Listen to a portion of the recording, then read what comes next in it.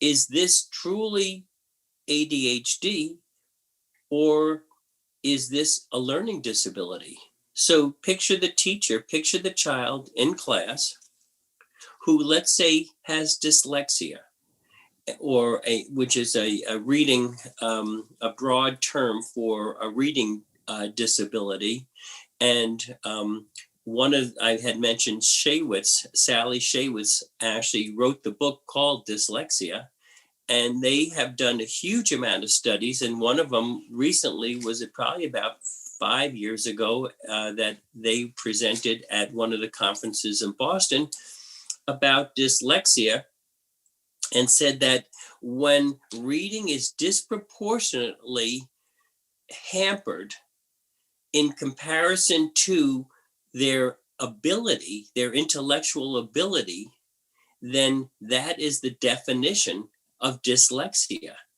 So when I'm sitting and talking with families and they say, everything else is just fine, but reading is like impossible. We can't go anywhere with reading.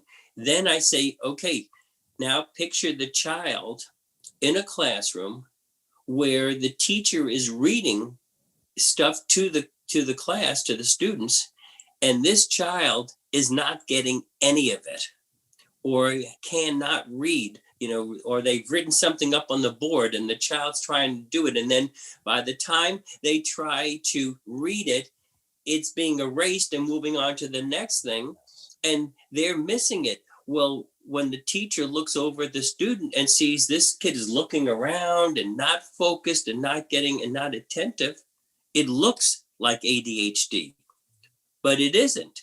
If we can enhance the reading, or do it or do it through the ears, have everything read, then that may ease that frustration up. So you have to look at a whole bunch of things. And when you see disproportionately one subject being impacted more than anything else, that's when I write a letter to the schools saying, this is a child that needs to be fully tested with what we call a psychoeducational assessment, and look at how they're processing information.